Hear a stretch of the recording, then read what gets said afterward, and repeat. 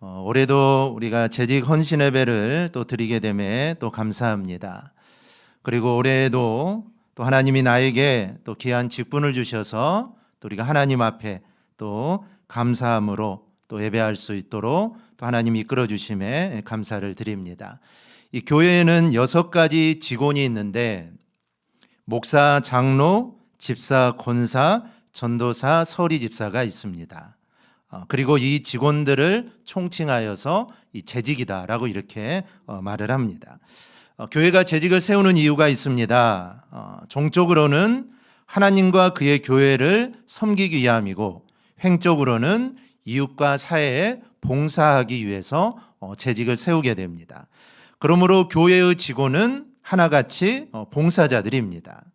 그러니 봉사를 주요 임무로 하는 교회 재직들이 명심해야 할 일은 단순히 내가 봉사한다라는 것으로 만족할 것이 아니라 그 봉사가 정말 하나님께 연락되는 봉사가 되도록 우리는 힘써야 한다라는 겁니다. 즉 내가 좋아서 나만 잘하고 그냥 내가 하는 게 아니라 그것이 하나님께 연락이 되고 하나님이 기뻐하시는 봉사가 돼야 된다는 것이죠. 이렇게 봉사하는 재직이 사실 참된 재직입니다. 교회 생활을 위한 재직 10계명이라는 게 있습니다. 제1계명은 예배드림을 최우선으로 하라. 즉 예배에 적극적으로 참여하여 영적 즐거움을 누리라. 제2계명 교회와 평신도 지도자를 위해 간절히 기도하라. 중보기도는 성도의 가장 큰 헌신이다. 제3계명 반드시 봉사하되 기쁨과 즐거움으로 하라. 봉사를 취미화하라. 긍정적 자세로 은사를 따라 봉사하라. 하나님은 보시고 아시고 갚아주신다. 제4계명 교회 생활과 가정 및 직장 생활의 조화와 균형을 이루라. 제5계명 목회자의 영적 권위를 인정하라. 제6계명 물질을 대고 심으라. 심은 대로 말한 대로 행동한 대로 복을 주신다. 자발성을 가지고 즐거운 마음으로 헌금하라. 제7계명 새 사람을 받아들이라. 관계 전도하는 데 힘을 쓰라. 불신자들을 친구로 삼으라. 제8계명 말을 조심하라. 비판이나 부정적인 말을 긍정적인 언어로 바꾸라. 언제나 밝고 적극적인 말을 하라. 제9계명 소그룹에 참여하라. 모임에서 삶을 나누어라. 제10계명 교회 밖에 신자가 되라. 선교와 구제를 위해 축복을 유통하라. 모이는 교회일 뿐 아니라 흩어지는 교회가 되라. 쉬운 일은 아니지만 우리 모두 우리 재직들이 꼭 이렇게 살아가기를 축복합니다. 그래야 해서 우리가 정말 하나님이 기뻐하시는 재직들이 꼭 될 수 있기를 바랍니다. 이 헌신이라는 것은 나의 재능 또 나의 시간, 나의 물질을 하나님께 드려서 하나님의 일을 이루어 드리는 것이 이게 바로 헌신입니다. 그래서 성도라면 누구나 마땅히 해야 하는 것이 바로 이 헌신입니다. 오늘 재직과 또 성도님들의 헌신을 통하여 대강교회가 더 아름다워지고 또 믿음이 자라고 또 성도님들이 세워지는 귀한 일들이 일어나기를 바랍니다. 이 스토아 철학자인 에픽테토스라는 분이 있는데 이분은 노예 출신이었지만 평생 철학을 연구해서 이 스토아 철학을 대표하는 그 철학자가 된 사람입니다. 이분이 쓴 책 중에 엔게이리디온이라는 책이 있습니다. 근데 이 책의 첫머리에 우리에게 달려있는 것들과 우리에게 달려있지 않는 것들에 대해서라는 이 글로 시작이 됩니다. 즉, 내 노력에 달려있지 않는 것은 육체와 환경 같은 것입니다. 그리고 우리의 노력에 달려있는 것은 믿음, 충동, 욕구, 혐오 등이라고 합니다. 이 에픽테토스가 노예로 태어나서 그가 다리를 저는 것은 우리에게 달려있지 않은 것 때문에 이건 어쩔 수 없는 겁니다. 노예로 태어나는 거 이거 어떻게 하겠습니까? 내가 노력한다고 해서 되는 게 아니죠. 태어나 보니 노예였던 것이기 때문에 사실 이거는 어떻게 할 수가 없습니다. 그런데 그 악조건 속에서도 지혜를 탐구하고 마음의 평안을 유지하는 것은 우리에게 달린 것이기 때문에 내 자신의 노력과 의지에 따라 이게 달라진다는 것이죠. 즉 노예로 태어났지만 그는 철학을 연구해서 철학자가 된 것입니다. 노예로 태어나는 것은 어쩔 수 없지만 철학자가 된 것은 자신의 노력으로 그 일을 이룰 수 있다는 것이죠. 오늘 예배 시간에 우리 헌신을 우리가 작정하는 것은 정해져 있는 것이 아닙니다. 우리의 열심과 우리의 노력으로 하나님께서 우리에게 주신 것들을 귀하게 세우고 만들어가기 위해서 오늘 우리는 재직 헌신 예배를 드리는 것입니다. 그래서 나에게는 없다, 나는 안 된다라는 것이 아니라 하나님이 나에게 주신 것으로 우리가 노력하여서 우리가 하나님 앞에 헌신하고 충성하기를 우리가 다짐하는 것입니다. 금이나 은이나 나무나 흙은 우리에게 달린 것이 아니고 하나님께 달려있는 겁니다. 반면에 깨끗함과 더러움은 우리에게 달려있는 겁니다. 그런데 하나님은 비싼 그릇을 쓰는 게 아니라 하나님은 깨끗한 그릇을 더 요긴하게 쓰신다는 거죠. 그러니 나를 하나님께 쓰시도록 만드는 것은 나의 노력에 달려있는 것입니다. 금그릇 은그릇은 내가 어떻게 할 수 없습니다. 하지만 그 그릇을 깨끗하게 하는 것은 내가 충분히 할 수 있는 것이죠. 즉 금그릇도 깨끗하게 할 수 있고, 아니 흙그릇이라 할지라도 질그릇이라 할지라도 그 그릇을 우리는 깨끗하게 해서 준비할 수 있다라는 것입니다. 그러니 하나님께서 우리에게 은혜를 주시지만 우리가 은혜를 바라보며 게으른 자가 되어서는 절대로 안 된다라는 것입니다. 여러분, 심는 대로 거두는 것이 하나님이 주신 일반적인 법칙입니다. 그래서 여러분에게 있는 것을 심고 또 다듬어서 하나님께 쓰임받을 수 있도록 더 열심을 낼 수 있기를 바랍니다. 그러면 우리가 하나님께 헌신하여 귀하게 쓰임받으려면 어떻게 해야 할까요? 먼저 재직은 하나님께 쓰임받는 그릇이다라는 점을 우리는 알아야 합니다. 이 본문 20절을 보면 큰 집에는 다양한 그릇이 있다라고 합니다. 금그릇도 있고 은그릇도 있고 질그릇, 다양한 그릇이 있죠. 일단 우리는 이게 천한 것이냐 아니면 이게 귀한 것이냐, 이게 금그릇이냐 아니면 은그릇이나 질그릇이냐, 여기에 주목할 것이 아니라 우리는 그릇에 주목을 해야 합니다. 즉 금그릇, 은그릇, 질그릇, 재료는 다르지만 그 모두는 다 그릇이라는 것이죠. 그래서 우리가 주목할 것은 그릇입니다. 여러분, 그릇의 목적이 뭘까요? 그릇은 담는 게 목적입니다. 담는 게 목적이죠. 금그릇도 마찬가지고 질그릇도 동일합니다. 무언가를 담는 게 목적이죠. 마태복음 25장을 보면 한 주인이 왕위를 받으러 가면서 종들에게 1달란트, 2달란트, 5달란트를 맡깁니다. 이 비유에서는 이 달란트의 가치가 얼마나 되느냐, 그것도 중요하지만 사실 중요한 것은 달란트의 가치가 아닙니다. 주인은 종들의 마음의 그릇을 보고 각각 그 마음의 그릇에 따라 각 달란트를 맡긴 겁니다. 이 달란트와 유사한 비유가 성경에 나오는데 누가복음 19장에 나오는 문화 비유입니다. 여기도 보면 주인이 왕위를 받으러 가면서 10명의 종들에게 한 문화씩을 맡깁니다. 그리고 두 곳의 주인이 공통적으로 말하는 것은 일을 하라라는 것입니다. 즉 준대로 일을 하라는 것이죠. 그런데 어떤 사람은 일을 하지만 어떤 사람은 일을 안 합니다.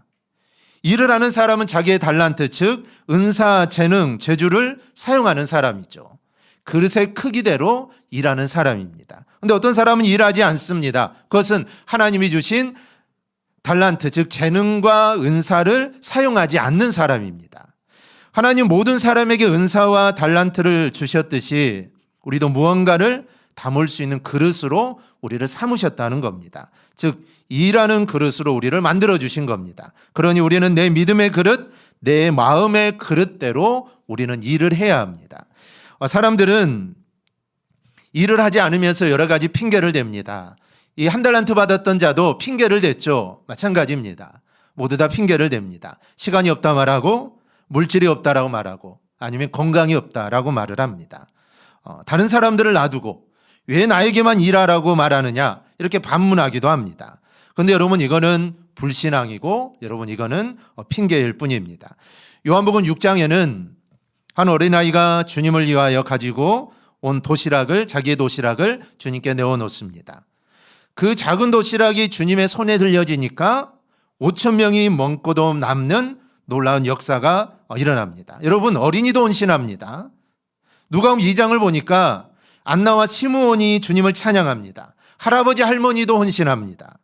성경에는 몸이 불편했던 사람, 아니면 천대받는 직업을 가졌던 사람도 주님을 위해 쓰임받는 장면들이 얼마나 많습니까? 귀신 들린 사람도 주님께 쓰임받고, 죄를 지은 사람도 쓰임 받습니다. 심지어 주님을 핍박했던 바울도 여러분 쓰임 받았습니다. 오래전에 많은 사람들의 감동을 주었던 이 맨발로 지하철에서 전도하던 최춘선 할아버지, 여러분 기억하실 겁니다. 그리고 교회 오빠의 주인공인 이관희 형제, 그는 암으로 죽어가면서도 주님을 증거했습니다. 여러분, 이렇게 어려운 환경 속에서도 복음을 전하고 선한 일을 중단하지 않는 것은 이 일이 바로 내가 해야 되는 일이다라고 알고 그 일을 하는 것입니다. 그 일은 내 일이 아니라고 한다면 하지 않겠죠.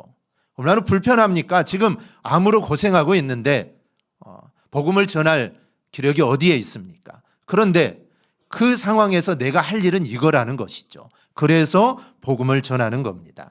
자신이 하나님 앞에 쓰임받아야 할 그릇이라는 사실을 알았기 때문에 그렇게 헌신하고 충성하는 겁니다.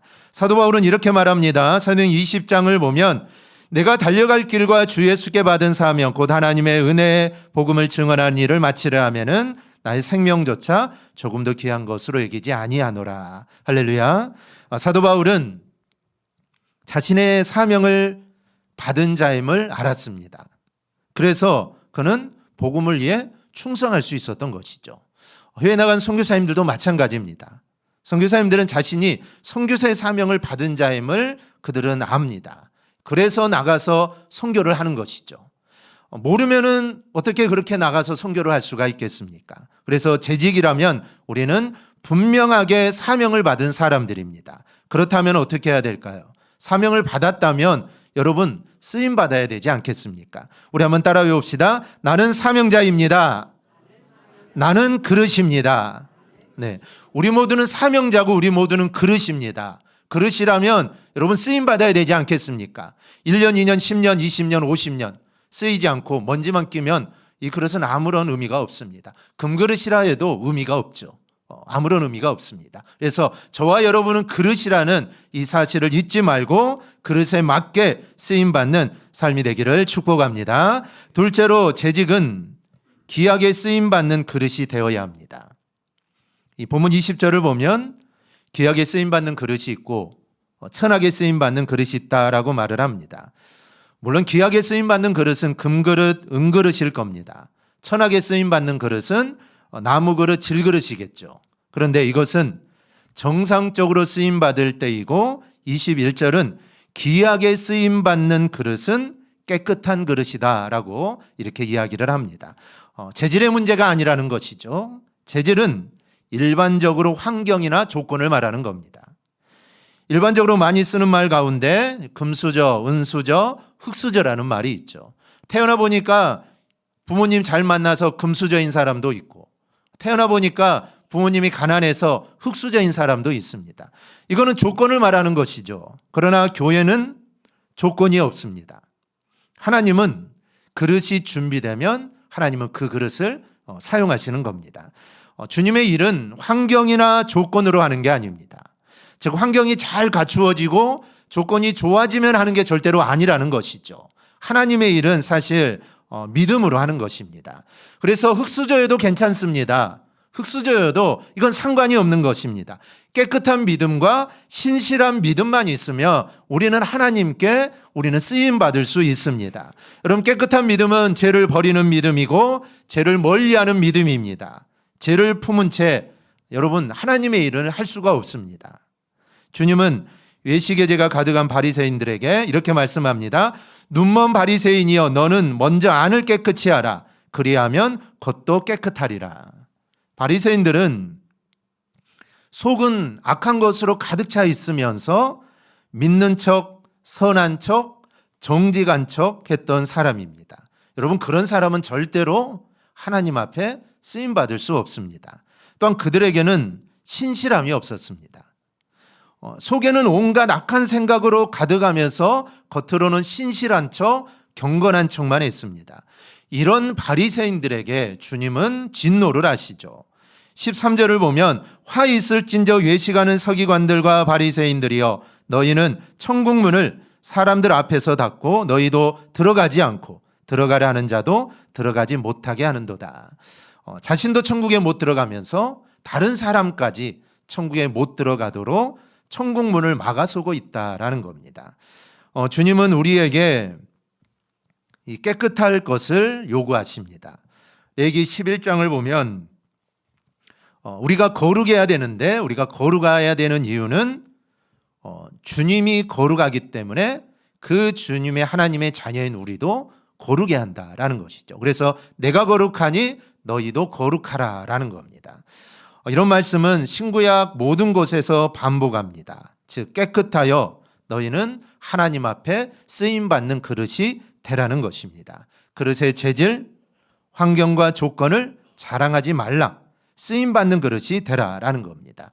여러분, 쓰임받는 그릇은 여러분 깨끗한 그릇입니다. 그러니 내가 먼저 쓰임받기 전에 내 자신을 먼저 살펴보고 내가 깨끗하게 잘 준비되어 있는지, 내가 거룩한 모습을 내가 가지고 있는지, 그러면 하나님이 나를 반드시 쓰실 줄 믿습니다. 세 번째로 재직은 그릇의 크기를 키워야 합니다. 본문은 모두가 선한 일에 쓰임받도록 준비를 하라고 하면서 그 준비가 22절에 나옵니다. 먼저는 정욕을 피하고, 즉 욕심 부리지 말고 욕망을 따라 살지 말라라는 겁니다. 그리고 부르심을 입은 자, 즉 주님을 찾는 자들과 함께 의와 믿음과 사랑과 화평을 따르라라고 말을 합니다. 이렇게 주님의 뜻을 함께 이루어 나가려면 여러분 무엇이 필요할까요? 혼자 하는 데는 필요 없지만 함께, 모두가 함께 주님의 일을 함께 해 나갈 때 우리에게 필요한 게 있습니다. 그것은 마음의 그릇을 넓혀야 합니다. 생각의 그릇 또한 우리가 넓혀야 합니다. 나 혼자 할 때는 그냥 내 생각대로 하면 되죠. 내가 옳다 생각하면 그 일을 하면 됩니다. 근데 함께 할 때는 그게 아니죠. 함께 할 때는 내 생각이 맞을 수도 있고 다른 사람의 생각도 맞을 수 있습니다. 그러니 생각을 넓혀야 합니다. 다른 사람의 생각을 받아들일 줄 알아야 하고 마음의 그릇을 넓혀야 합니다. 그래서 많은 사람들을 수용할 수 있는 그런 마음이 되어야 한다라는 것이죠. 이 초대 예루살렘 교회를 보면 구제 문제를 가지고 다투는 사람들이 나옵니다. 구제에서 자신들이 빠졌다고 원망하는 사람들이 나오죠. 그럴 만도 합니다. 왜냐하면 그 당시는 흉년이 들어가지고 당장 먹을 것이 없는데 내가 구제에 빠지니 이 원망하기도 원망할 만도 합니다.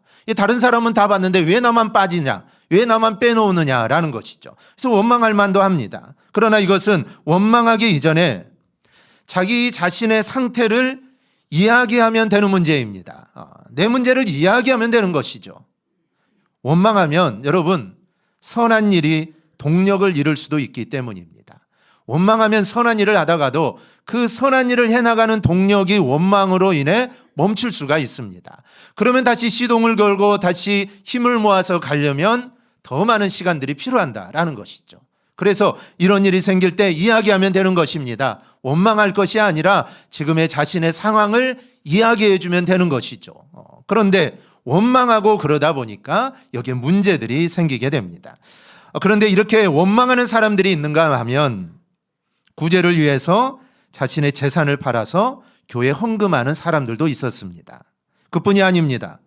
자신의 재산을 팔아 구제에 쓰라고 헌금한 사람으로 바나바라는 이름이 나오긴 하지만 사실 이름 모를 수많은 사람들의 헌신이 사도행전 2장 44절부터 기록되어 있습니다. 즉 이름은 나와 있지 않지만 정말 그 일에 헌신했던 사람들이 나옵니다. 그들은 모든 물건을 서로 통용하고 재산과 소유를 팔아서 각 사람의 필요를 따라 나눠줍니다. 그러므로 인해 구원받는 사람이 날마다 늘어났다라고 증거를 합니다.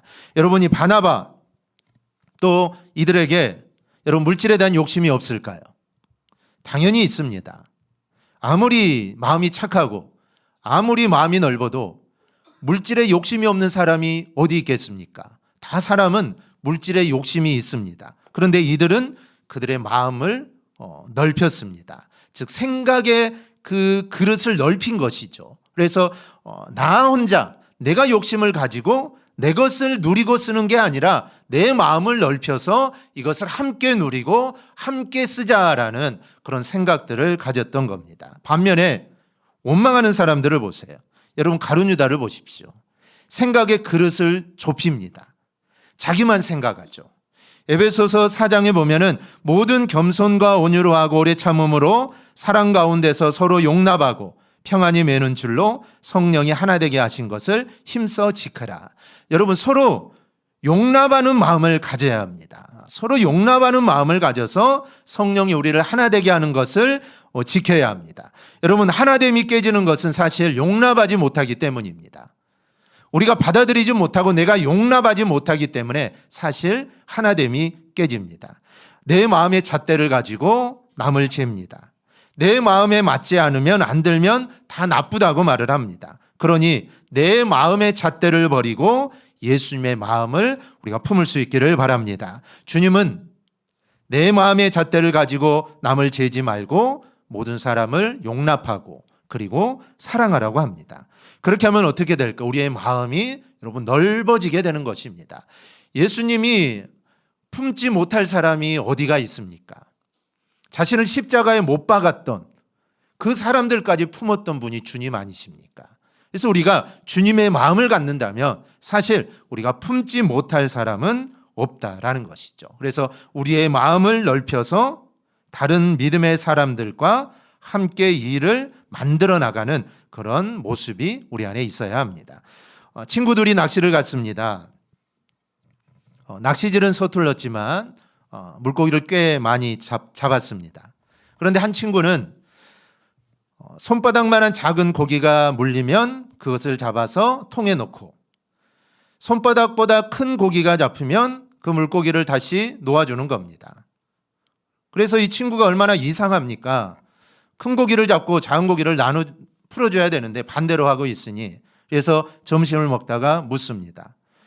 여보게, 이상한 게 하나 있네. 뭔데? 가만히 보니까 자네는 작은 고기는 잡아 망에 놓고 큰 고기는 오히려 다시 물속에 놔주는데 도저히 이해가 가지 않네. 나 같으면 큰 고기는 잡고 작은 고기는 좀 더 크라고 놓아줄 텐데 왜 그렇게 하는가라고, 이유가 있나? 특별한 이유가 있나? 라고 물었더니 이렇게 말합니다. 별거 아니야. 우리 집에 후라이팬 폭이 15cm밖에 되지 않아. 이렇게 말하는 겁니다. 그래서 후라이팬에 들어갈 고기만 잡는 것이죠. 크면은 이거 못 먹으니까 잡지 않는 것입니다. 여러분, 후라이팬 크기를 넓히면 되는 것 아닙니까? 후라이팬 하나 더 사면은 더 큰 고기 더 맛있게 먹을 수 있는데 생각이 좁혀져 있는 것입니다. 여러분, 혹시 하나님께서 우리에게 큰 기회를 주시는데 내 믿음의 그릇이 너무 작아가지고 그 복을 놓쳐버리는 경우들이 혹시 있지 않습니까?